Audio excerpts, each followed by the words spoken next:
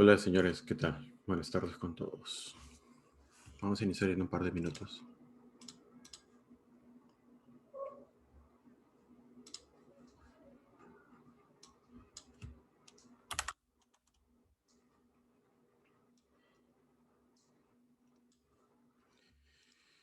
Buenas tardes, Renzo.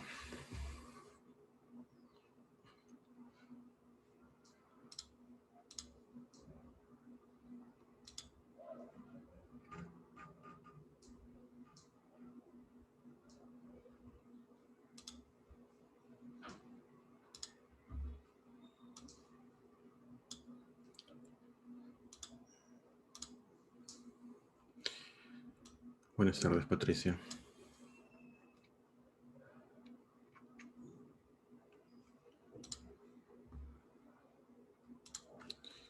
Ok, bueno, les había comentado la clase anterior que hoy íbamos a tener un repaso como cierre de clase.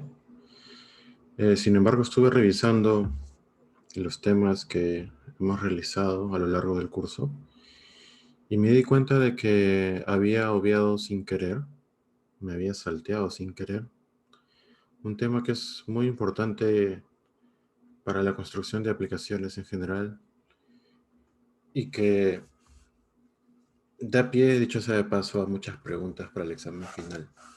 Entonces, no quería desaprovechar la oportunidad de esta última clase para revisar este tema en aproximadamente una hora, y la última hora de clase la vamos a utilizar para ayudar en proyectos a quienes lo necesiten. Pude ayudar a algunos por correo, no todos. Por ejemplo, recuerdo que Catherine me escribió un correo, lo vi, pero no lo pude entender. Catherine, si aún tienes ese problema, me lo haces saber a las 6 más o menos, para revisarlo si es que aún necesitas ayuda. ¿Ok? Para los demás igual, si necesitan asistencia en sus proyectos, me lo hacen saber a las 6, que es más o menos la hora a la cual vamos a terminar de revisar este tema. Y bueno, comenzando, el tema es este de aquí. Ahora se los muestro. Sí pueden ver mi pantalla, ¿verdad? La pregunta más repetida del semestre. ¿Pueden ver mi pantalla? Sí se logra ver, ingeniero. Muchas gracias. Ok. Bien, como pueden ver ahí, el tema es State Management. Y este tema es muy, muy, muy importante para las páginas web porque eh, solo partiendo desde la premisa que vimos el primer día de clase, que es este de acá, esto que estoy señalando, voy a agrandarlo un poco. Esta premisa de aquí. El protocolo HTTP es stateless, es decir, el protocolo carece de estado. ¿Qué significa estado? El estado es aquella característica que permite a una aplicación recordar una situación previa. Esa característica no la tenemos en el protocolo. Sin embargo, en aquella oportunidad vimos de que habían formas de poder simular y construir mecanismos que nos permitan recordar situaciones previas. Entonces, en esta página que estamos viendo aquí, que es de Microsoft, es un documento escrito por Rick Anderson y Kirk Larkin y Diana LaRose, explican cómo es que se manejan los estados en una aplicación ASP.NET Core. Esto fue actualizado, no estoy seguro si fue en junio de este año o si fue actualizado en marzo. No sé en qué formato está la fecha. Disculpen un momento, por favor.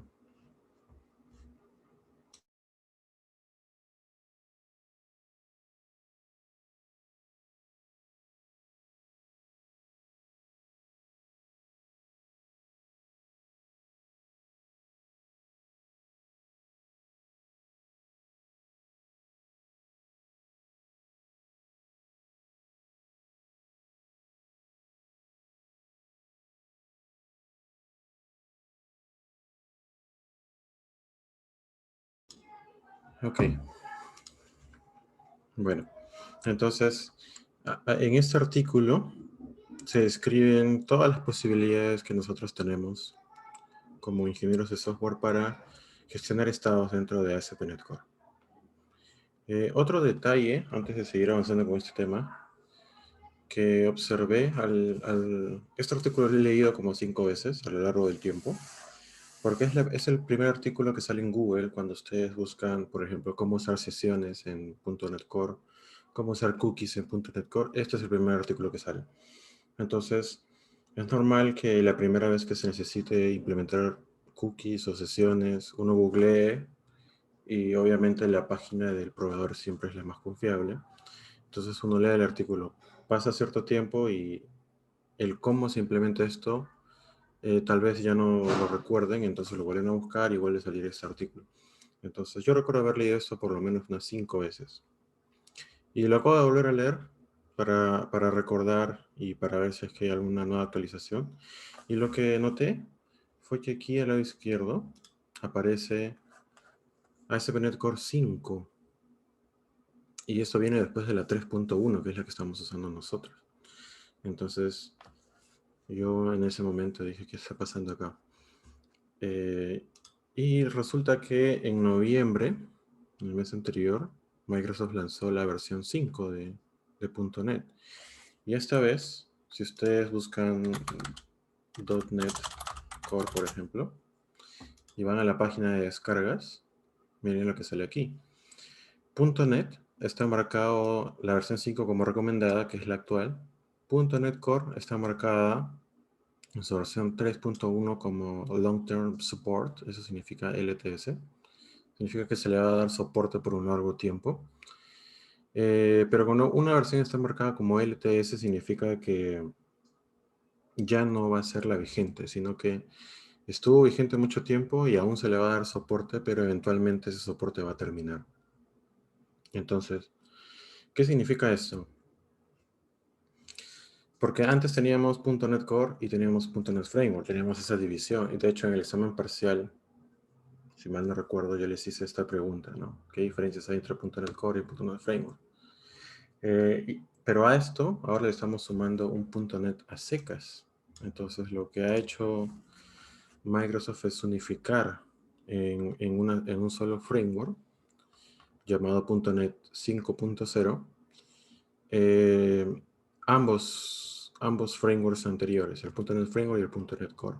Estuve investigando un poco y .NET a secas tiene la facilidad, la característica de .NET Core de ser multiplataforma, de ser cross-platform. Sin embargo, .NET Framework tenía ciertas cosas que .NET Core no tenía. Por ejemplo, si ustedes querían hacer una aplicación de escritorio, esta aplicación de escritorio tenía que ser hecha con .NET Framework, porque ahí estaban las clases bases para poder construir las interfaces gráficas. .NET Core no lo tenía, porque .NET Core apunta a ser ejecutable en múltiples sistemas operativos. .NET Framework, al ser solo ejecutable en los sistemas de Windows, en las diferentes versiones de Windows, sí se tenía esa facilidad de tener las clases y las interfaces. Pero ahora con .NET a secas, es como que se ha juntado. Si ustedes quieren construir interfaces gráficas para escritorio, lo pueden hacer con .NET 5, sin embargo, solo va a funcionar para Windows. Si ustedes quieren construir una aplicación que sea cross-platform, que sea compatible con múltiples sistemas operativos, lo pueden seguir haciendo con .NET 5. Es decir, ya no tienen que estar eligiendo entre uno y otro. Y por ahí vi en el roadmap que cuando salga la versión 6, ya se va a tener todo lo que tenía .NET Framework exclusivamente dentro de toda la biblioteca base. Entonces ya no tendríamos ese problema de estar decidiendo hasta qué biblioteca base es que vamos a utilizar para la construcción de nuestras aplicaciones. Entonces, esto es lo vigente ahora, para que lo tengan en cuenta. Bueno, regresando a lo nuestro, regresando al tema de gestión de estados, tenemos los siguientes mecanismos que nos permiten controlar estados. Son estos de aquí. Tenemos cookies, Tenemos Session State.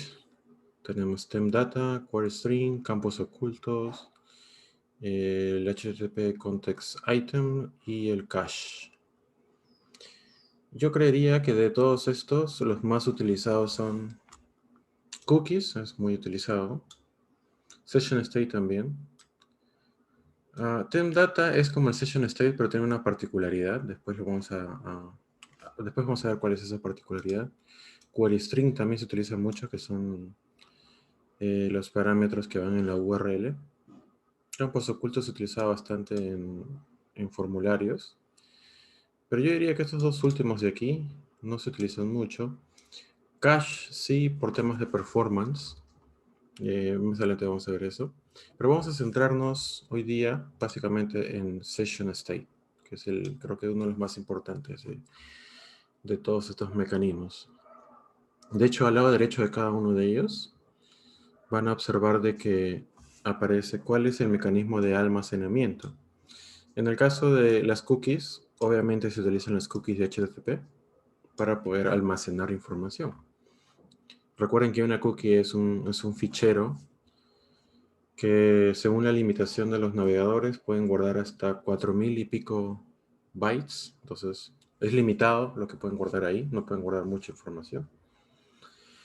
Y que tiene no sé si decir desventaja o ventaja, de que se almacena, se guarda del lado del cliente. Es decir, se guarda en la PC del usuario. Y al estar del lado del usuario, eso lo vuelve susceptible a que el usuario lo modifique o que lo borre. Entonces, no lo consideraría un mecanismo muy seguro para almacenar información. Sin embargo, es muy útil. ¿Qué cosas podríamos guardar en cookies?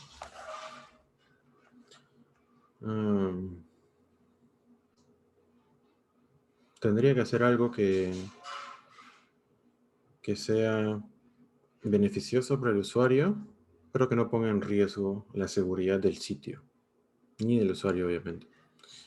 Por ejemplo, ¿alguna vez les ha pasado que han visitado un sitio web que es internacional, que existe en diferentes países? Y como es la primera vez que ingresan, el sitio web les pregunta, ¿a la versión de qué país deseas ingresar? Tienes Perú, tienes Chile, Argentina, Brasil, etc. Entonces ustedes eligen Perú. Y el sitio los redirige a la versión peruana de ese sitio web.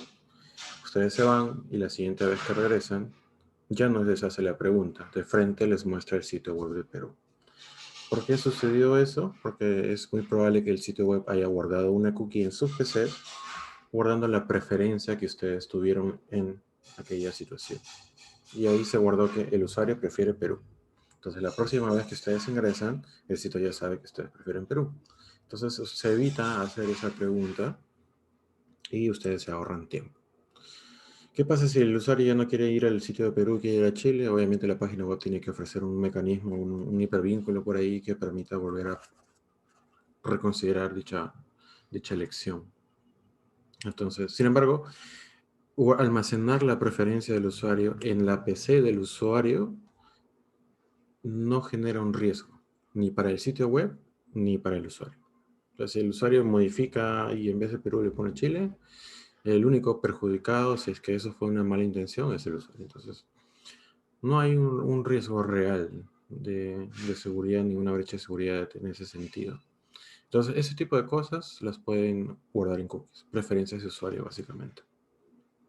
¿Ok? Luego tenemos las sesiones. Y eso de aquí yo creo que es el término que tiene más confusión, en el cual yo observo más confusión por parte de los alumnos. Cuando yo pregunto en una evaluación, práctica, examen, ¿qué cosa es una sesión? Yo creo que gran parte responde diciendo, una sesión es cuando un usuario inicia sesión en una página. No dice nada. Y tampoco es eso. Iniciar sesión en una página, por ejemplo en Facebook, ustedes entran y ponen iniciar sesión, identificarse.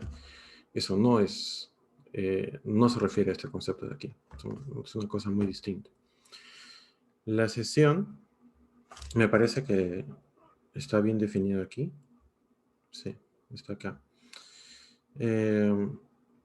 La sesión es ah, es una información que es almacenada temporalmente mientras el usuario navega por el sitio web. O sea, es un almacenamiento temporal que es necesario para darle una buena experiencia de uso al usuario. Pero aquí la palabra clave creo que es que este almacenamiento es temporal mientras el usuario está navegando por el sitio web.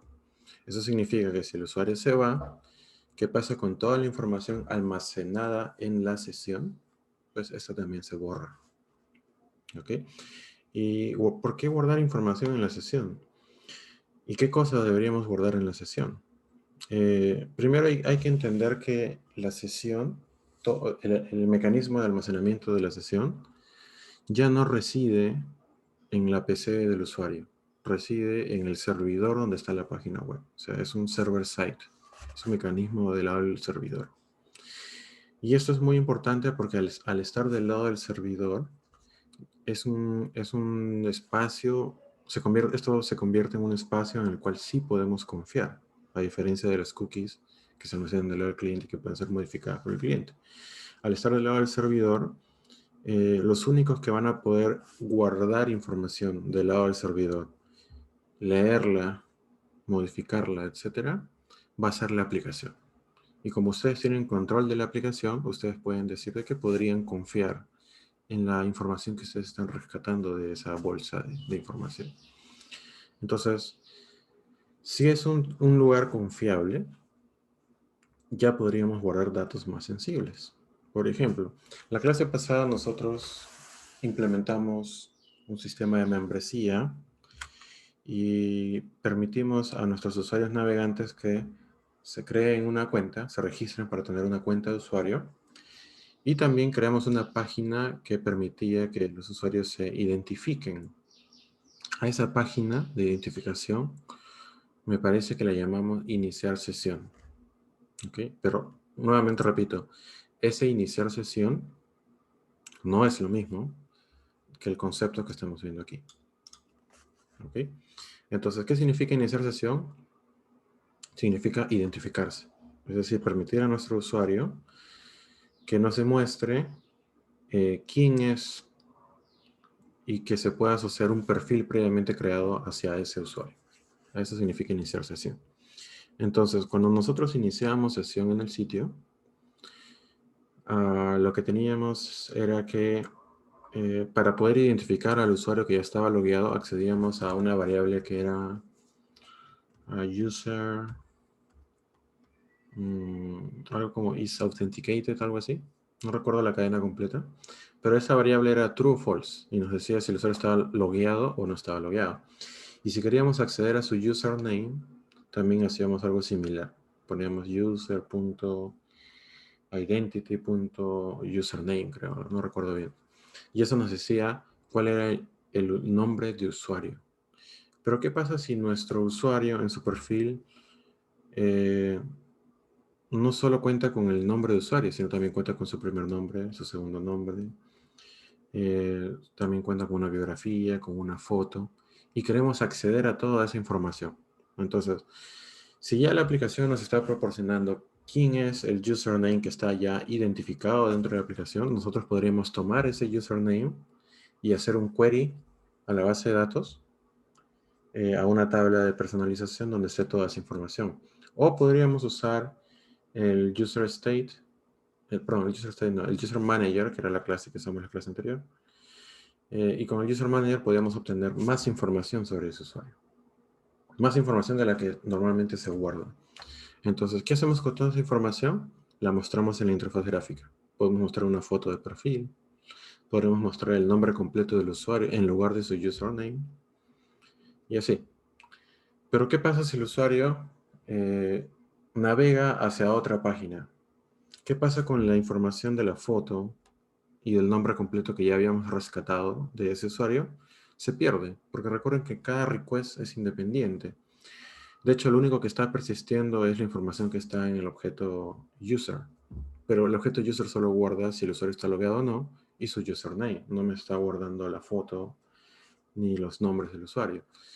Entonces, tenemos básicamente dos opciones. O volvemos a hacer el query que hicimos en la página anterior, de tomando el username, ir de nuevo hasta la base de datos y traer sus datos de foto y de nombre y apellido. O podríamos, una vez hecho esa consulta, guardarlo en un mecanismo de estado, de tal manera que la próxima vez que el usuario cambie de página, ya no ir hasta la base de datos, sino ir simplemente al mecanismo de estado y leerlo desde ahí. Eso nos proporciona, primero, rendimiento, porque recuerden que ir a la base de datos, tocarle la puerta de la base de datos y decir necesito este dato, cuesta. Es una operación costosa. Y con costosa no me refiero a que sea cara, me refiero a que tiene un costo. No es lo mismo leerlo de disco que leerlo de la memoria RAM. Y nuestro session state está en la memoria RAM. Entonces, si ya lo leímos del disco, como esa información no va a cambiar así nomás, en vez de en la siguiente llamada volver a leerlo de disco, mejor lo guardamos en la RAM y la próxima vez lo leemos de la RAM. Es algo muy rápido de hacer. Y eso nos ayuda a no estar golpeando el disco constantemente en cada solicitud. Imagínense de que a nuestro sitio web nos visitan, no sé, 1000 personas por minuto. Entonces, si no implementamos un mecanismo de sesión, estaríamos golpeando la base de datos 1000 veces para estar leyendo ese dato. Cuando es innecesario, lo podríamos poner en la RAM y lo leemos de la RAM, que tiene un costo mucho, mucho menor que leerlo de disco. Entonces, esa es una de las ventajas de usar el Session State. Tenemos una especie de cache, una capa intermedia, que nos permite guardar datos de manera temporal. Entonces, ¿qué pasa cuando el usuario se va de la aplicación? El usuario, por ejemplo, hace clic en cerrar sesión. Nuevamente, entramos a un área de confusión. Cerrar sesión, ese hipervínculo que nosotros solemos ver en las páginas que tienen membresías, que dice cerrar sesión, no borra el session state. Cerrar sesión significa que el usuario cierra el vínculo del perfil asociado y se va. Entonces, imagínense que ustedes están en una computadora de laboratorio de la FIA, están en su red social y se están yendo. Entonces, ¿qué van a hacer? Hacen clic en cerrar sesión. Entonces, lo que están perdiendo ahí es la vinculación del perfil que ustedes tienen con la membresía del sitio web, para que la siguiente persona que venga ya no tenga esa asociación y no los pueda usurpar, por así decirlo. Entonces, ¿qué hace realmente el cerrar sesión? Básicamente hace el desvínculo, se pierde la vinculación. Pero los datos que ustedes guardaron en el session state, es decir, si ustedes guardaron la foto del usuario, guardaron su primer nombre o su segundo nombre, eso va a seguir en la memoria, a menos de que ustedes manualmente escriban una línea que diga borrar del session state el atributo foto, borrar del session state el atributo primer nombre y borrar el atributo segundo nombre. Es ahí recién que se borra de la sesión. Si ustedes no hacen eso, si ustedes no deciden borrarlo del session state, el session state de por sí ya implementa un mecanismo seguro de autolimpieza. Es decir, si un dato que fue guardado en el session state no es consultado durante un periodo de tiempo, que es configurable, automáticamente los valores que se guardan allí se desechan, se borran. Y tiene sentido, porque imagínense de que ustedes están guardando datos de un usuario ahí, pero, no sé, se loguean 4000 usuarios. Entonces, multipliquen los datos guardados por 4000 que van a estar en la RAM. Y los usuarios se van y no hay un mecanismo de autolimpieza y ustedes como desarrolladores de software tampoco borraron lo que se guardó en la sesión. Entonces la RAM comienza a llenarse hasta que colapsa. Entonces, para evitar que suceda eso, este mecanismo se autolimpia. Pasado X minutos, si el valor almacenado no es consultado nuevamente, entonces se desecha. ¿Ok? De hecho, debe estar por ahí, me imagino, en esta misma página, la configuración. No, no está. Ah, acá está, idle timeout. Sí, es 20 minutos por defecto. O sea, si en 20 minutos el dato no es accedido, se borra. ¿Ok? Entonces, así es como funciona la sesión. Ah, creo que es la forma más segura de poder guardar algo del usuario sin que el usuario lo pueda modificar a su gusto. Nosotros, como desarrolladores de la aplicación, decidimos qué es lo que se guarda, qué es lo que se borra. El usuario no puede hacer nada respecto a ello. Entonces, tenemos esa seguridad. Elizabeth pregunta si es conveniente enviarlo por parámetro. No sé, Elizabeth, si te referías al session state o a las cookies. De una pantalla a otra. Esa es una muy buena, una muy buena pregunta. Y de hecho, eso de enviarlo como parámetro de una pantalla a otra, es este de acá. Ustedes pueden, es una forma de emular estado, porque en una pantalla ustedes generan un parámetro en la URL y cuando están navegando, el parámetro lo mantienen en la URL. Entonces, funciona como mecanismo de estado, sí funciona, pero caemos en el mismo problema que tienen las cookies. Al estar del lado del cliente, el usuario lo puede modificar, porque los parámetros son visibles en la URL. Entonces, ¿qué cosa deberíamos pasar como query string o como parámetros? Cosas que no sean sensibles. Por ejemplo, miren esta misma página de Microsoft. Miren la URL. Dice docs.microsoft.com. Está el idioma, ASP.NET Core, Fundamentals, AppState. Y miren, viene la interrogación. La interrogación significa que desde ahí para adelante empieza el query string, es decir, los parámetros por consulta. El único parámetro que está aquí es el parámetro view y el valor que está recibiendo es ASP.NET Core 5.0. Entonces, gracias a ese parámetro es que la página sabe que debe mostrarme la documentación de ASP.NET Core 5.0. Si yo este parámetro lo cambio, la página está confiando en ese parámetro para mostrarme la información para otra versión. Entonces, ¿cómo se cambia esto? Hay dos formas, ¿no? La que la misma página proporciona al usuario para cambiar, que sería esto de acá. Miren aquí a la izquierda. Por ejemplo, si pongo la 3.1, miren acá el query string cambió. Ahora me muestra ASP.NET Core 3.1. Entonces, y aquí ya está preseleccionado 3.1. Entonces, la página ya me da esos mecanismos para cambiar. Pero puede haber un usuario que viene y dice, no, yo quiero la versión ta, ¿no? Y presiona Enter. Entonces, ¿cómo reacciona la página ahí? Entonces, acá sale una advertencia, ¿no? La página solicitada, ahí está el garabato, no está disponible, porque obviamente no existe documentación para un garabato. Entonces, acá me dice que ha sido redirigido a la versión más reciente, que sería la versión ASP.NET Core 5.0. Entonces, los query string deben ser usados con mucho cuidado, teniendo en consideración de que el usuario lo puede manipular, al igual que las cookies, ¿no? De hecho, ahora ha aparecido un nuevo query string, ya no solo está view, está view fallback from, que es decir, la página está utilizando el query string para recordar, nuevamente, recordar un estado en el cual la aplicación identifica cuál fue la versión que yo busqué y que no pudo ser encontrada.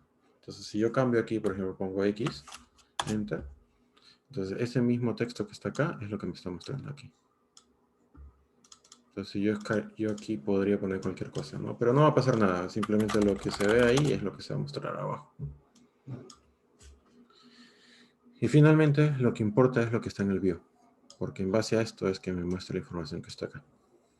Ok, entonces hasta ahí ya hemos revisado las cookies, hemos revisado el session state, y hemos revisado el query string gracias a la pregunta de Elisa. Okay. Para el tema de session state, que es el que más me interesa revisar hoy día, Y voy a implementarlo rápidamente. No voy a leerles todo esto porque esto ustedes lo pueden leer. Pero sí les recomendaría darle una leída a esto porque hay información muy importante aquí.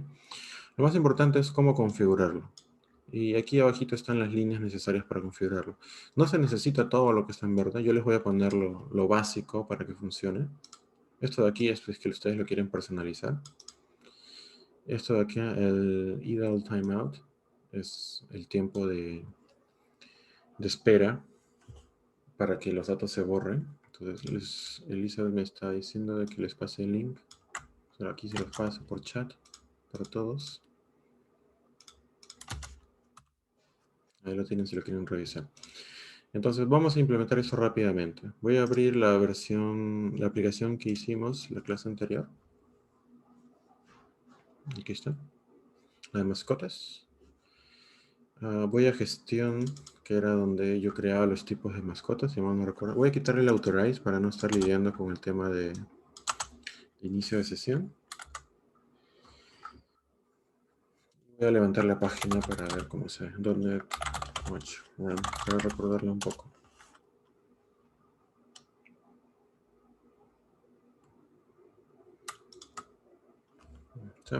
Entonces yo podía registrar mascotas y por acá tenía los diferentes tipos de mascotas. Ok. Voy a implementar rápidamente usando sesiones.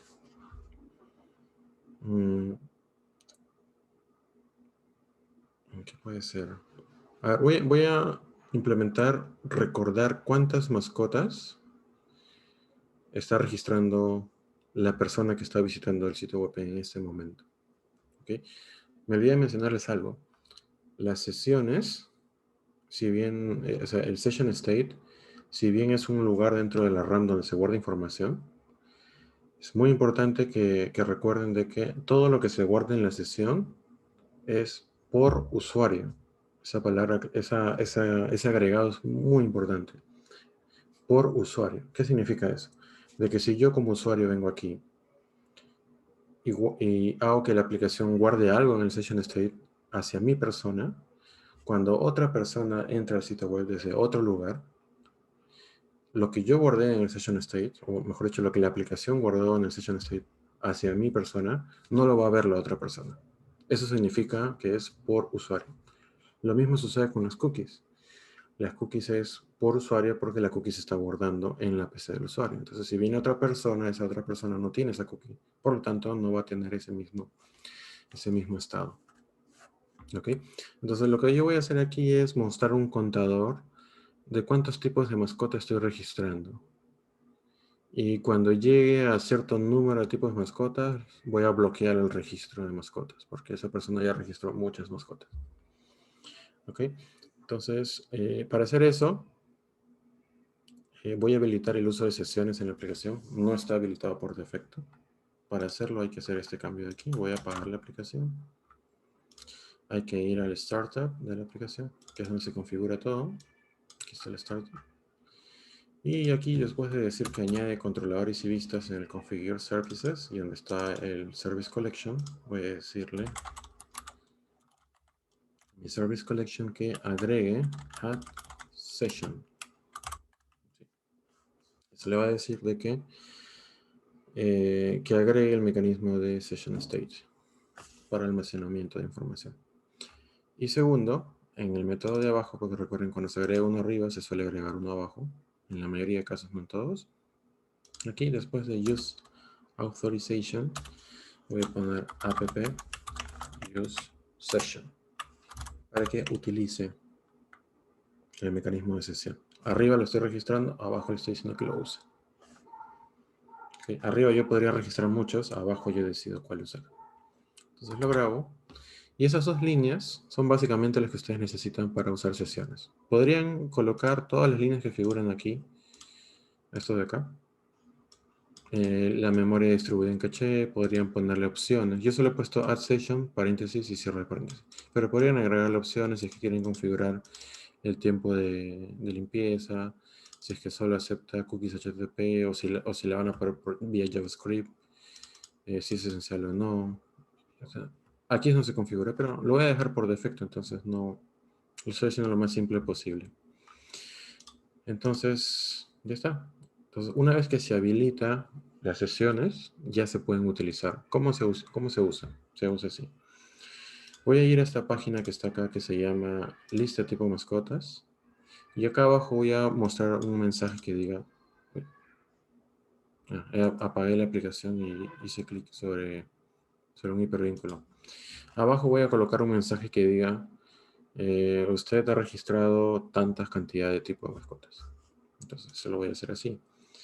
Voy a ir a gestión, donde está el listado de tipo de mascotas. Y lo primero que voy a hacer aquí es presumir de que el número de registros, de cantidad de registros, ya está en la memoria RAM. Y lo voy a leer de la memoria RAM.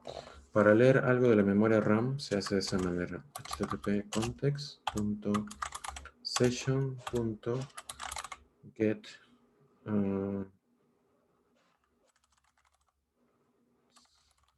es get 32 y hay que ponerle ese using que figura ahí. Hay dos básicamente, hay getString que me da el mismo using y hay int32. Son dos tipos de datos que podemos rescatar. Entonces, como yo sé que la cantidad de registros es un número, voy a decirle get int32. Agrego el using y entre paréntesis tengo que decirle cuál es la llave, porque esto es un diccionario, cuál es la llave donde se está guardando la información que quiero rescatar. Y voy a presumir de que la llave es cantidad registros. ¿Okay? Recuerden que la primera vez que esto se ejecute, dentro de la sesión, que es la que se está utilizando la memoria RAM para su almacenado, cantidad de registros no existe. Por lo tanto, la primera vez que yo lea esto, miren el retorno que tiene. El retorno es un int con una interrogación. Significa que va a retornar un entero o va a retornar nulo en caso de que no se encuentre un dato, que va a ser mi caso. No va a encontrar un dato, por lo tanto va a ser nulo. Entonces, esto lo voy a guardar en una variable que se llame cantidad. ¿Okay? Pero si lo dejo así, cuando yo muestre, la primera vez que yo ejecute la aplicación, abajo va a decir, en un párrafo, va a decir, usted ha registrado null cantidad de tipo de mascota. Y no quiero que diga null. Entonces voy a aplicarle esto de aquí. ¿Quién me dice qué significa esto? ¿Quién lo puede deducir?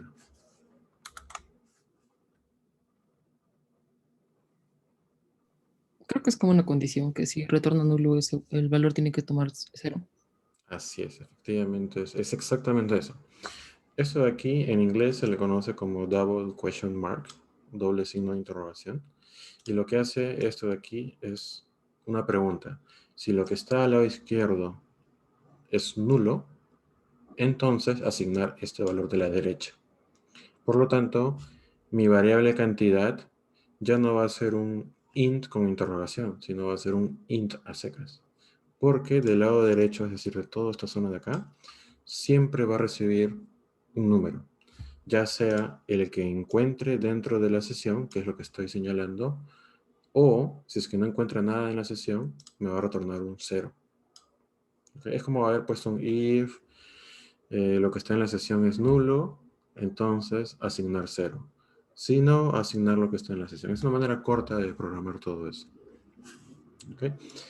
Entonces, ya tengo el número dentro de la acción.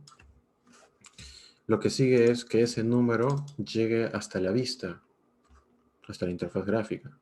Ya no puedo usar acá en View, ya no puedo pasárselo acá porque ya está siendo usado por esta lista de acá.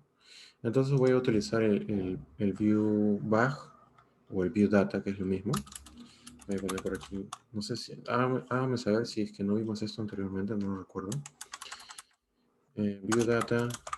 View Data es una bolsa donde ustedes pueden guardar datos estando dentro del controlador y estos datos pueden ser leídos estando en la vista. Entonces es una forma de comunicar el controlador con la vista.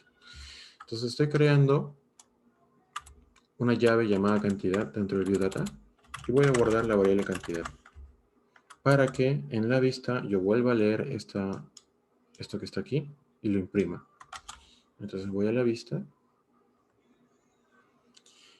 Gestión. Listo, tipo mascotas. Aquí. Entonces después de hacer el for each por aquí, bueno, mejor por acá arriba. Un div. Class alert warning. No recuerdo si estas son las clases, voy a probar. Y aquí voy a imprimir el view data cantidad. Entonces vamos a ver cómo se comporta esto.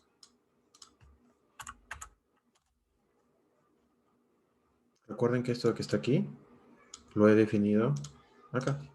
Entonces estoy comunicando el controlador y la vista. Voy a regresar por aquí. Voy a lista tipo mascotas. Entonces acá dice 0. Un momento.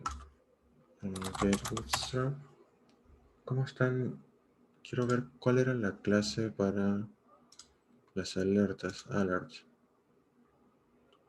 Era class alert. ¿Sí está? Ah, yo le he puesto orden, vamos. Vamos a ver si realmente solo era eso lo que faltaba. Alert, alert warning.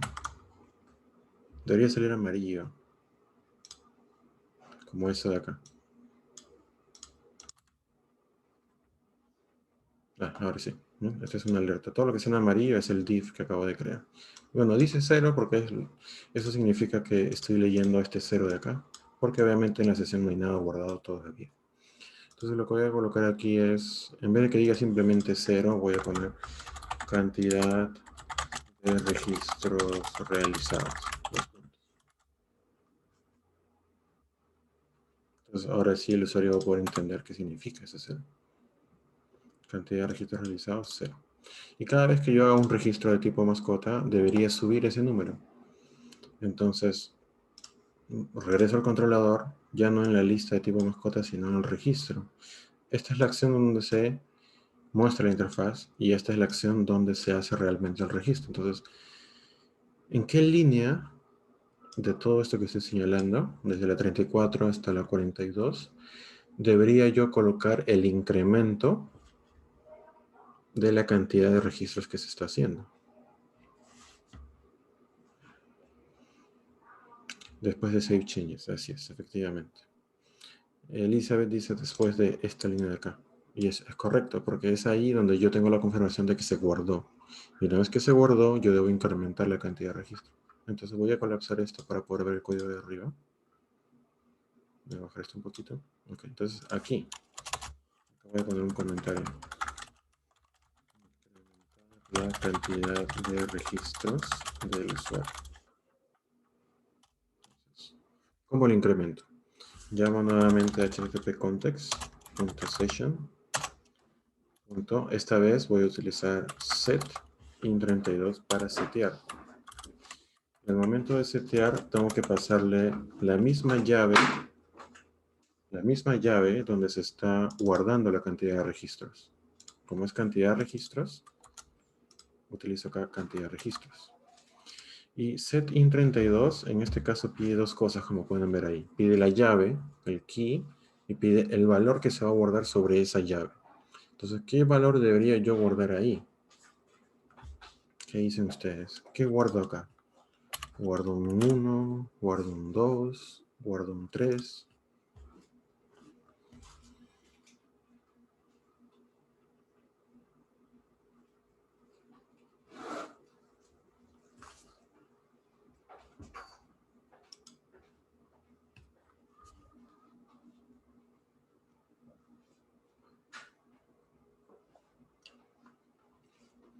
¿Ningún comentario?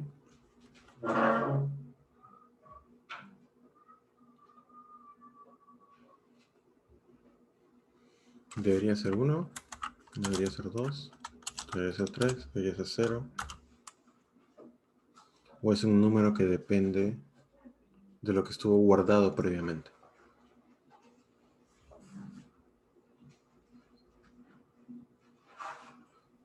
Pero debería tomar el valor que ya está guardado y sumarle 1. Pero no sé ¿Cómo, Catherine, no te puedo escuchar? debería tomar el valor que ya está guardado y agregarle 1. Así es, efectivamente. Hay que leer el valor que ya estaba guardado y sumarle 1. Entonces, ¿cómo leemos el valor que ya estaba guardado? Con esta línea que está acá, ya lo hace. Esa línea está leyendo el valor que está guardado en este momento. Entonces, la voy a copiar. Voy a poner aquí un comentario que diga leer valor actual. Entonces, aquí estoy leyendo el número que está guardado actualmente. Y si no hay nada, si es nulo, que sea un 0. Y lo que yo voy a guardar aquí, en incrementar la cantidad de registros del usuario, va a ser cantidad más 1. Entonces estoy guardando del número anterior, estoy sumando 1. Entonces estoy guardando un incremento de 1. Lo grabo y lo pruebo. Entonces regreso por aquí. Y voy a registrar, no sé, cualquier tipo. Registro. Y acá dice cantidad de registros realizado 1. Entonces, si yo voy a Home y regreso a lista de tipo de mascota, sigue diciendo 1, a pesar de que son requests diferentes. Y eso es porque este número que está aquí está guardado en la memoria RAM. Entonces, se está manteniendo el estado para ese dato. Entonces, ¿qué pasa si yo registro otro más? Ahora dice 2. ¿No? Entonces, ahora ya puedo implementar esa pregunta que diga, si ya registró, no sé, 3 tipos, ya no permitir que registre más cosas. Entonces, hasta ahí tengo 2. ¿Dónde debería limitar el registro? O sea, cuando el usuario venga aquí a registrar tipo mascota, si ya tiene 3 registros, ya no debería permitir que este formulario sea accesible por esa persona. Entonces, ¿dónde debería implementar ese cambio? El formulario que está aquí es registrar tipo mascota. Entonces debería ser acá, registrar tipo mascota. No en el de abajo, porque el de abajo es cuando se hace posteo. Cuando se hace el posteo ya es demasiado tarde. El usuario ya invirtió tiempo en llenar el formulario. Nosotros debemos prevenir en este caso que antes de que llene el formulario decirle ya no puedes. Hay una limitación del sistema que ya no te permite seguir registrando mascotas. Entonces es aquí donde debería implementar esa restricción. Entonces lo primero que hay que hacer es leer la cantidad. Entonces copy-paste. Ahí tengo la cantidad de registros. Si no hay cantidad de registros, se asume un 0 por defecto. Y aquí hago la pregunta, ¿no? Si la cantidad es mayor o igual a 3, entonces, ¿qué debo hacer?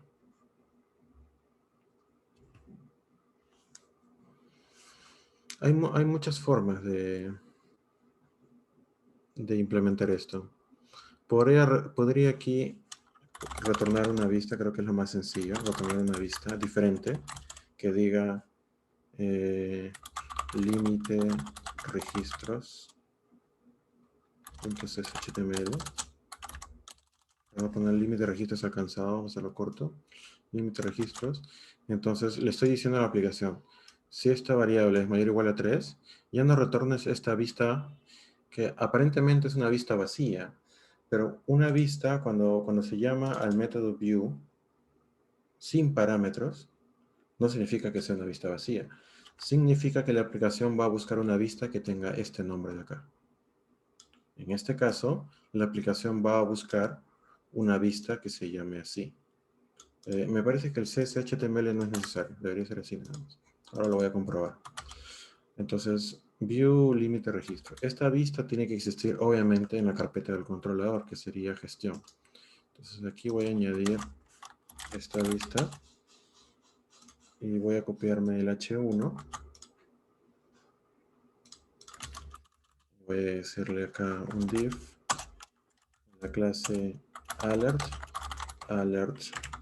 ranger, y decirle acá ya has superado el límite de registros permitidos.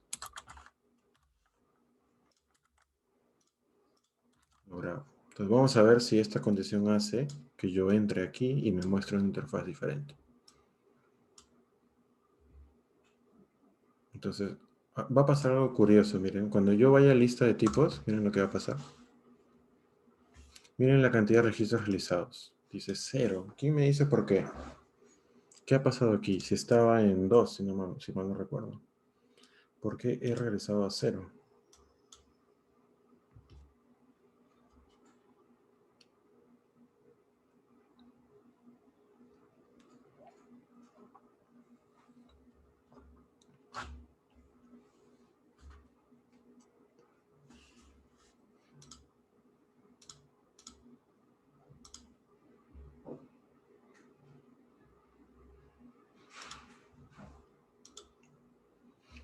No, ni idea.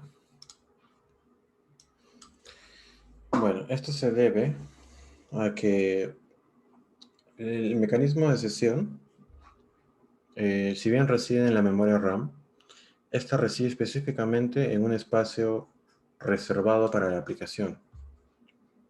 Entonces, yo al hacer un cambio dentro de mi código C#, he provocado que la aplicación, como estoy con un .NET Watch Run, al detectar un cambio, ha apagado la aplicación y la ha vuelto a prender. Al ocurrir eso, todo lo que estaba guardado en la memoria RAM para mi aplicación fue deshecho. Por lo tanto, perdí la información que yo tenía almacenada sobre mi cantidad de registro.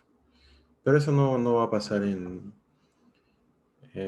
una aplicación que ya está instalada en Internet. Normalmente el application pool que se asigna a la aplicación no se suele reciclar así nomás. O sea, ustedes manualmente tendrían que provocar el reciclamiento. Hay una forma de autorreciclaje cuando no se está utilizando, pero cuando está siendo usado continuamente esto no sucede. ¿Okay? Entonces eso va a pasar aquí de forma local cada vez que yo apague y prenda la aplicación.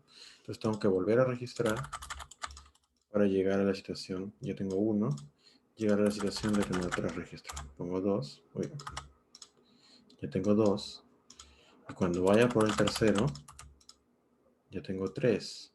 Entonces, lo que yo debería esperar al hacer clic en registrar tipo de mascota es que no me deje, que me aparezca una vista diferente al formulario. Bien. Estoy en registrar tipo mascota, pero la vista que se me está mostrando no es registrar tipo mascota.cshtml, sino es esta de acá que se llama límite registros.cshtml, porque la condición está haciendo que termine con esta vista, y ya no con esta de acá. Entonces ya no puedo registrar más mascotas. Ya tengo 3 registros. Pero ¿qué pasa si yo abro una versión en incógnito y vuelvo a entrar? Este usuario que tengo aquí, en una sesión de incógnito, es diferente al de acá. Son diferentes usuarios. A pesar de que sean el mismo navegador, son instancias diferentes. La cookie de sesión ya se perdió aquí al estar en esta pestaña de acá. Entonces son personas, para la aplicación son usuarios completamente diferentes. Y recuerden que la sesión es un mecanismo por usuario. ¿Okay? Entonces acá está la prueba de que es por usuario. Este de aquí ya no puede, pero este de aquí sí puede. ¿Okay? Entonces, si a ustedes les pidiesen en un ejercicio o en un trabajo, en un eventual trabajo, hacer este tipo de limitaciones, de que un usuario solo pueda registrar hasta un número limitado de veces, yo les pregunto a ustedes, ¿usarían sesiones para lograr este objetivo? ¿O utilizarían otro tipo de mecanismo?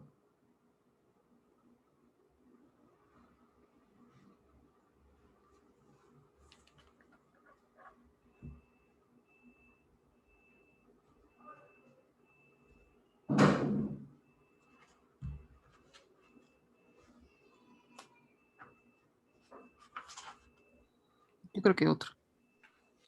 ¿Cuál, por ejemplo? Tal vez almacenar la cantidad de... No sé, debe haber alguna, pero desde desde la base de datos, cuántos registros ha hecho el usuario. Porque creo que si apagas o no sé, debe haber alguna forma de burlar eso. Efectivamente. Eh, el, de hecho, Elizabeth también mencionó lo mismo, guardarlo en la base de datos. Y esto es porque cuando ustedes van a guardar un dato del usuario, ustedes tienen que evaluar si es que ese dato debe ser persistente o no. La sesión no es un mecanismo persistente, porque este va a durar mientras el usuario navega. O sea, el usuario se va y la sesión se pierde. Entonces, esta limitación debería ser implementada con el número de cantidad de registros guardado en la base de datos. Porque en eso sí ustedes pueden confiar, porque ese número está de manera persistente. En cambio, la sesión pues es burlable, no se cierra. Si el usuario se va, la sesión se va. Y puede volver a entrar y volver a registrar. Entonces, recuerden la naturaleza de la sesión. La naturaleza de la sesión es poder guardar datos de manera temporal mientras el usuario navega. Y este no era el mejor ejemplo para el uso de sesiones. Yo creo que lo que más van a guardar, o lo que más las aplicaciones guardan en la sesión, son los datos personales del usuario cuando se loguea, cuando hace una identificación. Como el primer ejemplo que les puse, ¿no? Uno inicia sesión, mejor dicho, uno se identifica, y la foto, el nombre completo y cualquier otro dato está guardado temporalmente en la sesión para evitar que cada página esté golpeando la base de datos para consultar información. El usuario se va y esa información también se desecha. Entonces eso hace que la aplicación sea más rápida porque no está yendo a la base de datos a consultar esa información a cada rato. Entonces le da una respuesta más rápida al usuario. Ok, entonces básicamente ese era el tema de manejo de estados que ustedes van a encontrar en .NET. Son estos de aquí. Session State. Bueno, el temp data es como el Session State, pero la diferencia con el Session State es que en el temp data ustedes guardan, el temp data tiene la similitud de que también es por usuario, eso es muy importante, pero una vez que ustedes guardan algo en el temp data, finalmente se guarda en la memoria RAM también, pero la particularidad del temp data viene en la palabra temp, que es temporal. Pero en este caso, el temporal significa que ante una lectura, el dato es desechado. Es decir, yo guardo un número dentro del temp data y el usuario se va por ahí a navegar por otras páginas. Pero basta con que vaya a una página donde el número que yo guardé sea consultado, o sea, haga una lectura, ese número se borra del temp data. Entonces, ustedes se preguntarán, ¿y de qué sirve eso? ¿No? ¿En qué escenario me puede servir el temp data? El temp data sirve bastante en formularios. Por ejemplo, ustedes crean un formulario de registro, llenan todos los datos y hacen clic en guardar. Y ustedes mandan al usuario usando PRG, lo redirigen a una página, o sea, hacen el posteo, guardan los datos y después de guardar los datos redirigen a una vista de confirmación que diga los datos fueron registrados. Entonces, cuando ustedes hicieron el guardado en la base de datos, es ahí donde ustedes pueden usar el temp data y decir operación de guardado exitosa. Eso es lo que pueden guardar en el temp data. Se hace la redirección a la página de confirmación y en la página de confirmación se hace la lectura del código de la operación.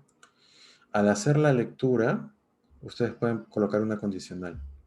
Si se pudo leer, que se muestre el mensaje de confirmación de que todo estuvo ok.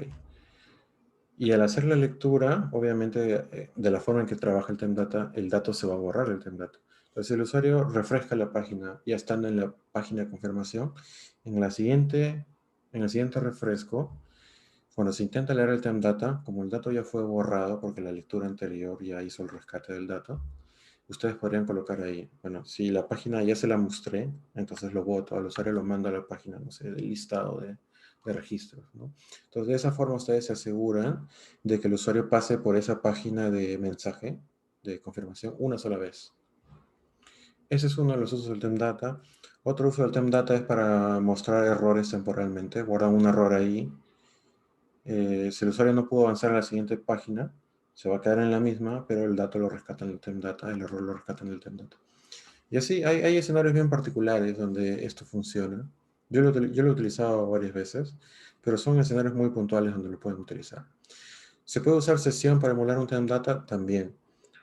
Para emularlo solo tienen que leer el dato y al momento de leer, borrarlo inmediatamente. Es lo mismo. Entonces, pero para estar evitando ese borrado manual, se pueden usar TemData, que es lo mismo que la sesión, pero recuerden que el TemData, ante una lectura, el dato es desechado. Mientras que en el Session State, ustedes guardan un dato, lo pueden leer la cantidad de veces que quieran hasta que el usuario se vaya y por timeout el dato es desechado. ¿Ok? Entonces, eso es básicamente lo que... el último tema que nos faltaba revisar. Con esto ya cerramos la clase, mejor dicho, todos los contenidos del sílabo. Por ahí íbamos a ver un tema de tendencias de las cosas que se están viendo actualmente en la implementación de páginas web, pero creo que ya va a ser muchos temas en esta clase. De hecho, se los voy a mencionar por si por ahí ustedes quieren investigar por sus propios medios. Algo que está muy de moda para implementar páginas web es esto de acá. SPA. Uy, me salen cosas de spam. SPA significa Single Page Application. Okay. La primera página que sale es de Wikipedia y ustedes pueden investigar un poco. Las Single Page Application son páginas que cargan una sola vez y descarga código hecho en JavaScript. Entonces, mientras el usuario va navegando por las páginas, ya no se genera un request completo hacia el servidor, sino que a través de llamadas asíncronas a través de Ajax, solo se carga contenido parcial de la página que necesita ser refrescado.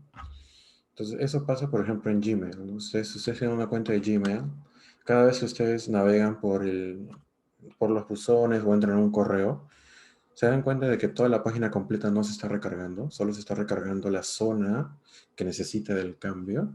Ese es un ejemplo de Single Page Application. Por cada evento o clic que ocurre al interactuar por la página, está ejecutando un JavaScript que llama al servidor y le dice, oye, el usuario hizo clic acá, necesita el mensaje tal, tráemelo.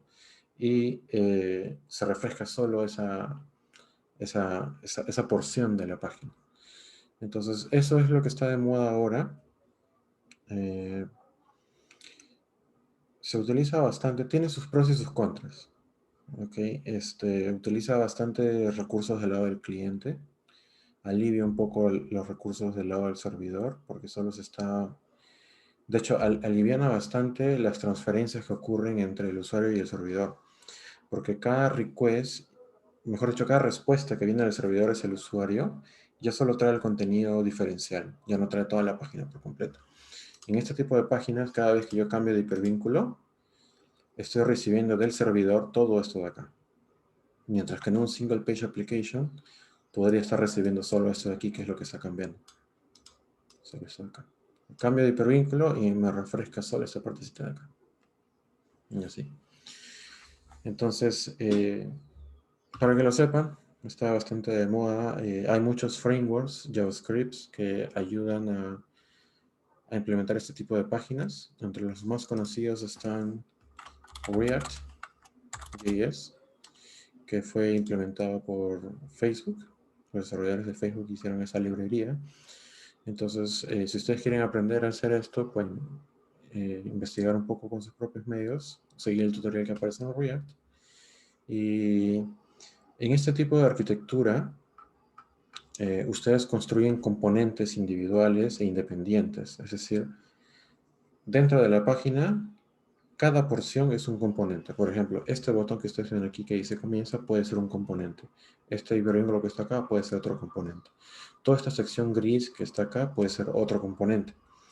Y al ser componentes, los componentes pueden ser reutilizados. Es decir, este botón de aquí lo puedo reutilizar en otro lugar, cambiándole el texto y cambiándole la dirección. Entonces, un componente ya no solo encapsula, ya no solo agrupa el contenido HTML que el botón necesita para mostrarse, sino también encapsula el estilo y el comportamiento. Es decir, encapsula HTML, CSS y JavaScript. todo eso en un componente que es reutilizable. Entonces, se rompe el paradigma, porque antes teníamos el HTML por un lado, el CSS, una hoja de estilo grande para toda la página y un JavaScript separado, en un archivo separado. Ya no se trabaja así. Ahora, en un fichero se coloca el HTML para esa porción de estructura, el CSS para esa porción de estructura y el comportamiento para esa porción de estructura. Y todo eso se encapsula en un componente. Así básicamente trabajan estos frameworks. React es una librería muy demandada en desarrolladores. Entonces, si ustedes deciden dedicarse al desarrollo de aplicaciones web, les recomendaría darle un intento a React. Trabajo no les va a faltar. Otro que está muy, así como que a la misma altura de demanda es Angular. Angular, por otro lado, es la competencia de React. Hacen lo mismo de una manera... La implementación varía un poquito, pero el fundamento que hay detrás de ellos es el mismo. Es trabajar con componentes y generar single page applications. Y este framework de aquí tiene detrás a Google. Entonces, si React tiene a Facebook detrás, Angular tiene a Google detrás. ¿Ok? Y, sin embargo, creo que entre estos dos, Angular es el más pesadito, el que tiene una curva de aprendizaje un poco más elevada. Es decir, les va a costar más aprender Angular que aprender React. Y por otro lado está Vue.js, que es mi favorito, este de aquí. Nuevamente es la competencia de los otros dos. O sea, para construir este tipo de páginas ustedes pueden utilizar Vue.js, pueden utilizar React o pueden utilizar Angular. El enfoque es el mismo, la esencia es la misma, pero son librerías diferentes y por lo tanto los métodos que las librerías les van a proporcionar son diferentes. ¿En qué se caracteriza Vue? Vue es una librería, framework muy ligera, muy rápida y tiene una curva de aprendizaje extremadamente baja comparado relativo a los otros dos. Es decir, aprender Vue.js es bien fácil. Y si ustedes deciden entrar a este mundo, yo les recomiendo que empiecen por Vue. Y una vez que dominan el tema de este tipo de páginas que reaccionan a la interacción de los usuarios, ya se pueden dar un salto. La curva de aprendizaje va a ser más baja cuando se salten a React o Angular. ¿Quién está detrás de Vue? No tenemos a ninguna empresa, ninguna corporación grande como si lo tenemos en React y Angular. Sin embargo, esta librería tiene mucho soporte. Acaba de lanzar su versión 3.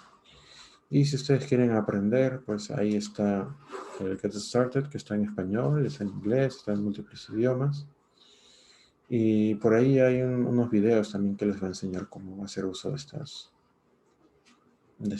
librería. De hecho, aquí en el Get Started hay un ejemplo, ¿no? Por ejemplo, acá hay un div y este div tiene esta variable que está acá, que dice message, que es mensaje. Este es el JavaScript que va a hacer que este componente de aquí, al renderizarse, donde dice message, va a mostrar este mensaje de acá. Entonces, cuando se renderiza el div, va a mostrar esto que están viendo aquí abajito. ¿No? Esto es algo recontra sencillo.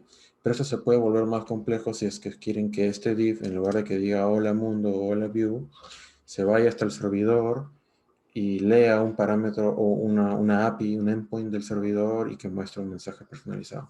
Entonces, toda esa conexión de ir hasta el servidor iría acá en esta porción de código de aquí. Por acá pueden poner un método que diga llamar al servidor, leer el mensaje y mostrarlo en la variable message.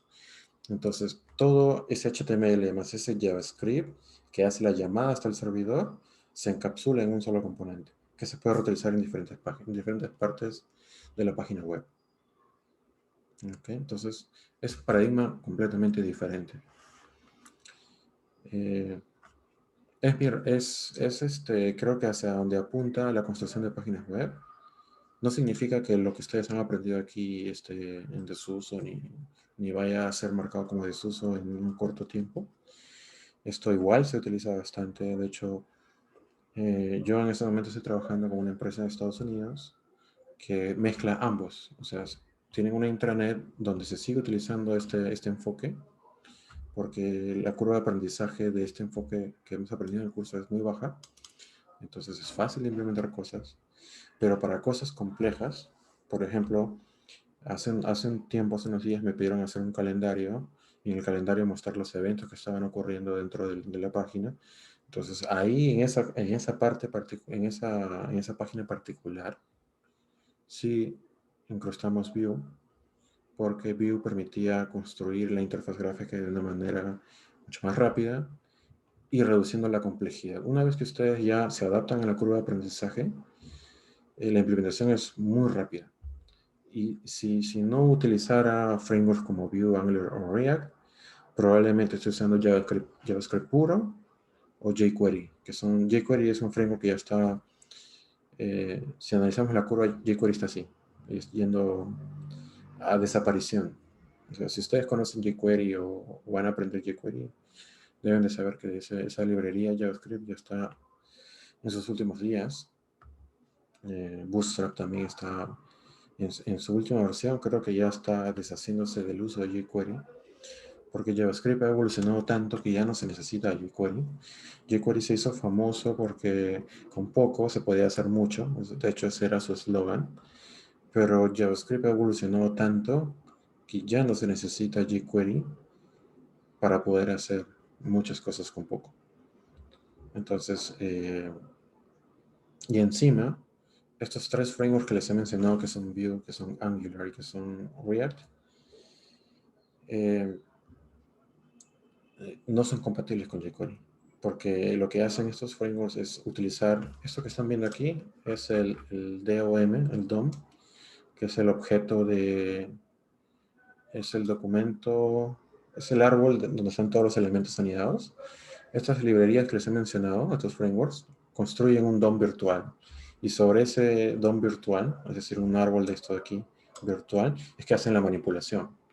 jQuery hace la manipulación directamente en el DOM. Entonces, hay un tema ahí de que no son compatibles. Entonces, estos tres frameworks han acelerado que jQuery, ¿cómo se dice? El tiempo de vida de jQuery lo ha cortado aún más. Entonces, jQuery sigue ahí vigente para aplicaciones legacy que necesitan aún que aún mantienen código jQuery y va a seguir habiendo soporte probablemente. Pero para cosas nuevas ya no deberían usar jQuery si es que por ahí lo tienen pensado utilizar. ¿Ok? Bueno, chicos, con eso cerramos los contenidos del curso. Espero que les haya sido de buen provecho para ustedes, ya sea para conocer un poco más sobre cómo funcionan las páginas web o para adentrarse, si es que deciden hacerlo, al mundo de la programación, al mundo de la ingeniería de software. Hay mucho trabajo, como les mencioné al inicio del semestre, hay mucha demanda de ingenieros de software. Y si le han agarrado un poco de gusto a esto, estoy seguro de que ustedes, potenciando un poco su habilidad de autoaprendizaje, van a poder aprovechar alguna de todas estas oportunidades que hay en el mercado laboral. ¿Ok? Entonces, con esto cerramos. No sé si tienen dudas antes de pasar al tema de los proyectos. Juan me dice, estas son las páginas reactivas. Ah, me cuesta decir que sí, pero en cierto modo tiene sentido de que sí, porque son páginas que van, o sea, en cierto modo estas páginas reaccionan a la interacción del usuario y van cambiando sus contenidos en base a la reacción del usuario. Desde ese punto de vista, sí. No estoy seguro si para considerarse una página reactiva haya más detrás. No sé, vamos a salir la duda. Reactive programming. No sé si estamos hablando de lo mismo. Mm, Una forma declarativa, es un paradigma declarativo.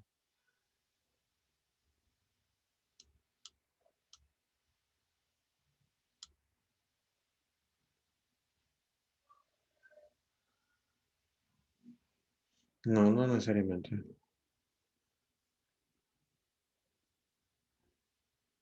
Mm,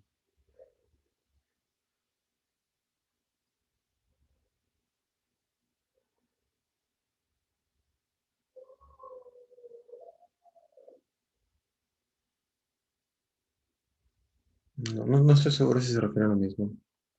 No tengo conocimientos sobre esto.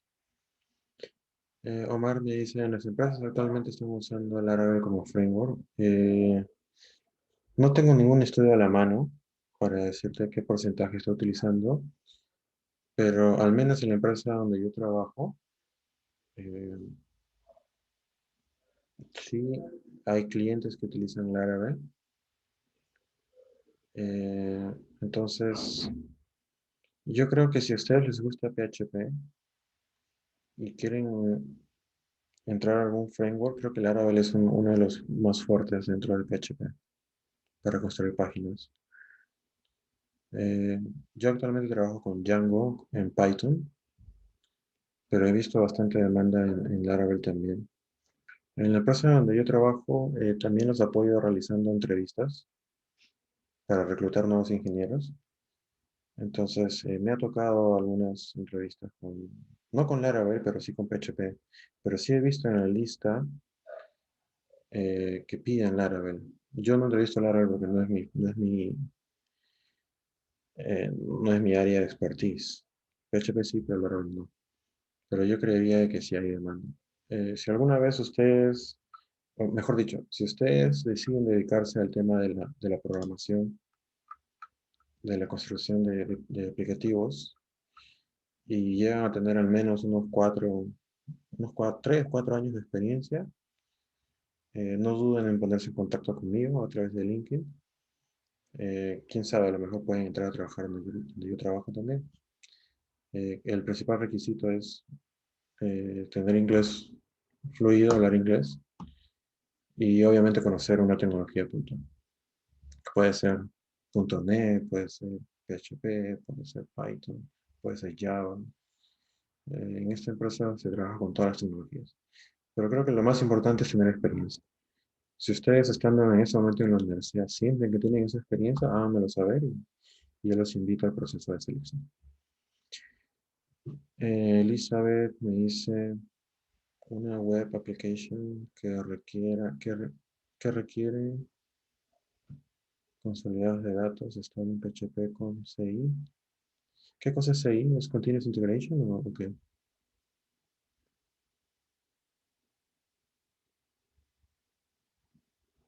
Coding Night, o sea, no está ni cerca. Ok.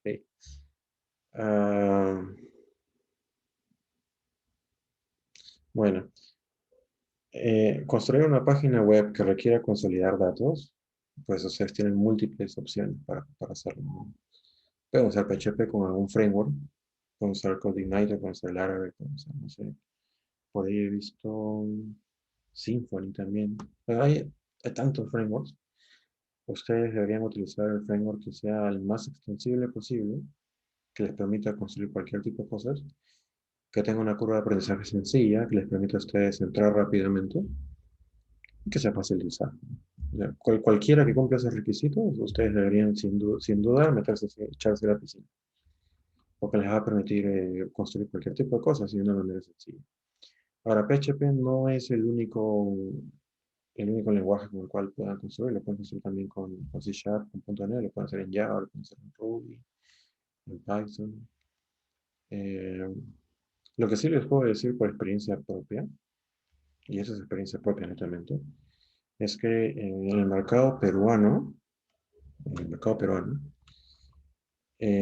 PHP no paga mucho. Comparado al promedio salarial que tiene .NET o Java, o incluso hasta Python, PHP está un poquito más abajo. O sea, de que hay demanda, pero los sueldos más altos están en aquellas tecnologías que estén del lado del Enterprise, como .NET y Java. Creo que sí les mencioné, no sé si fue en la semana 3 o 4 cuando veíamos frameworks. Yo de cuando en cuando veo las bolsas laborales y hay algunos anuncios que sí colocan eh, este, cuánto ofrecen. Entonces yo he visto anuncios de PHP, se busca desarrollador PHP Junior. Junior significa que recién está empezando. Bueno, el término junior es muy relativo, ¿no? Normalmente un desarrollador junior es alguien que recién está comenzando, pero hay empresas donde el término junior significa que tiene menos de 3 años de experiencia. O sea, básicamente se define por la cantidad de años que una persona está trabajando en una tecnología. Entonces he visto puestos que se hace, oportunidades laborales que dicen, se busca desarrollador PHP Junior. Se ofrece 1.500 soles más planilla. Entonces, eso es un sueldo bajo, por ejemplo, en programación. El- un sueldo promedio a nivel así internacional, un desarrollador está en $8.000, más o menos, en países del primer mundo. Sin embargo, hay empresas que terciarizan, o sea, no sí, hay empresas que terciarizan y contratan desarrolladores de países como el nuestro, de Brasil, de Argentina, de México, porque el costo de vida en nuestros países es mucho más bajo, entonces no se necesitan pagar sueldos tan altos. Entonces se ofrecen sueldos de 5.000, 6.000, $4.000. Entonces, y eso sin tener mucha experiencia, no se necesita hacer un día de la programación para ganar esos sueldos. Eso sí es que apuntan a trabajar para el mercado extranjero desde Perú. Y obviamente tienen que tener un buen nivel de inglés, ¿no? Sin inglés, ese mercado está cerrado para ustedes. Si solo quieren trabajar en español, pues van a tener que limitarse a oportunidades locales. Recuerdo cuando la pandemia empezó, una empresa me contactó, no, ya ni recuerdo el nombre de la empresa, pero me escribió por LinkedIn y me dijo, Jonathan, están buscando un desarrollador senior de .NET que vea estos temas y vemos que en tu perfil has visto esos temas, que tienes experiencia en eso, entonces queremos invitar. Y yo le digo, ok, acá está mi CV, ¿cuál es el rango salarial que ustedes manejan? Y ellos, en vez de decir, manejamos tal rango, obviamente ellos no me van a querer decir cuál es su presupuesto porque ellos van a querer pagar lo menos posible al profesional que están contratando. Entonces, ellos en vez de decirme cuál es el rango salarial, me dicen, ¿cuáles son tus expectativas, ¿no? Para ver si estamos alineados. Y yo en ese entonces, yo le dije, mira, yo ahorita estoy trabajando para afuera, no aceptaría menos de $6.000. Se lo dije en soles, ¿no? Y me dijo, uy, estamos muy lejos. Bueno, gracias igual. Ellos eran una empresa local. No, no hay forma de que ellos le puedan pagar a un desarrollador un sueldo así. Entonces, eh, mi recomendación, en resumen, por todo lo que le comento a ustedes es, si se dedican a esto, a la par, perfeccionen su inglés para que puedan ir a mercados extranjeros. Ahí es donde está el mayor sueldo. Si les da miedo el inglés o no quieren ir por ese rumbo, quieren quedarse en el mercado local, yo creo que el sueldo promedio de un desarrollador que recién está empezando es 3.500, 2.000 soles. Si tiene más experiencia, sube a 3.000, 4.000 soles. Eh, lo máximo que yo he ganado aquí en Perú, a empresa local, siendo desarrollador, ha sido 12.000 soles, lo máximo. Y era mercado peruano. Entonces, ya de ahí yo me fui para afuera porque ya no podía seguir creciendo en suelo. Eh, Juan me pregunta, ¿qué opiniones de Golang? Golang es un lenguaje que está teniendo mucha acogida. De hecho, en la empresa donde yo trabajo hace poco hubo un torneo de Golang. Y el premio, y hubo un torneo, o sea, la empresa lo que hace es organiza torneos, convoca gente que sepa del lenguaje, y en este caso el primer puesto le dieron $5.000 de premio, y ahí fue bajando, hasta el tercer puesto hubo premio en efectivo. Pero la empresa hace eso para contratar a gente. Entonces, a los 50 primeros se los entrevistó y se hizo lo posible por contratar a los más experimentados, ¿no? Entonces, si tú me preguntas una opinión, yo creo de que el mercado americano está teniendo mucha demanda de Golang. Entonces, si te vas a meter a este lenguaje, asegúrate de que el inglés esté a la par también. Porque aquí en Perú he visto empresas que usan Golang, pero no tanto como afuera. Afuera hay mucho más oportunidad. Y obviamente el sueldo es mucho mejor afuera.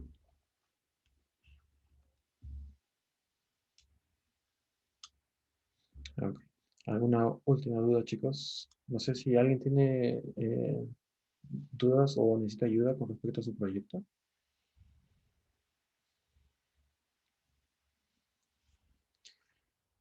Juan me dice, sí, el idioma ya lo tengo finalizado. Bueno, entonces, si el idioma, si el inglés lo tienes bien y puedes hablar en inglés, yo te recomendaría que aprendas Golang porque chamba hay bastante. Afuera hay bastante trabajo. Hay muchas empresas que contratan aquí en Perú. ¿Alguien tiene necesita algo con su proyecto? Si no, damos ya por cerrada la clase y nos estaríamos viendo el siguiente martes, que es 29. Recuerden que es la práctica, la última práctica. Eh, esta vez la práctica la van a dar aquí en clase y vamos a hacer un simulacro de cómo sería el examen final. Entonces, me han pedido como requerimiento de que los alumnos den su examen con la cámara encendida. Entonces, les voy a pedir que hagan lo necesario para tener una cámara habilitada a la siguiente clase. Van a tener encendida la cámara desde el inicio de la clase hasta que terminen su práctica. ¿No? Es solo la práctica, así que terminen la práctica y se pueden ir. Okay, igual va a ser en el examen final.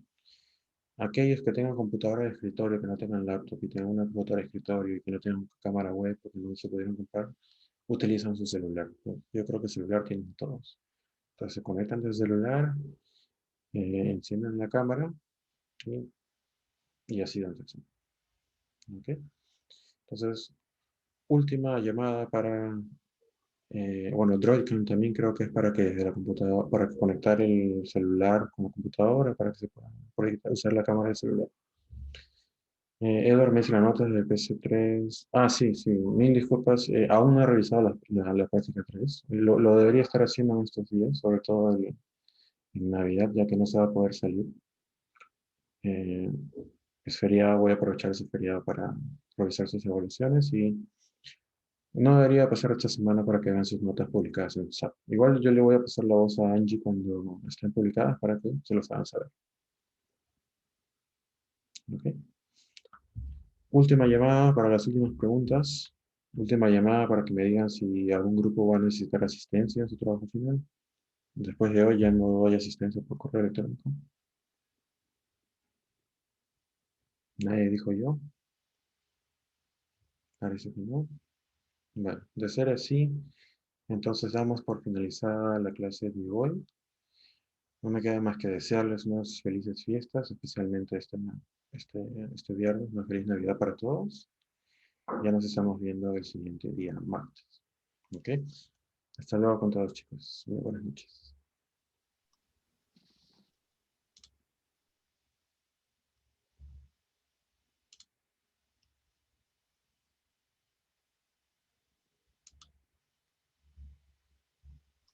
Hasta luego, ingeniero. Hasta luego. Hasta luego, ingeniero. Hasta luego. Buenas noches con todos.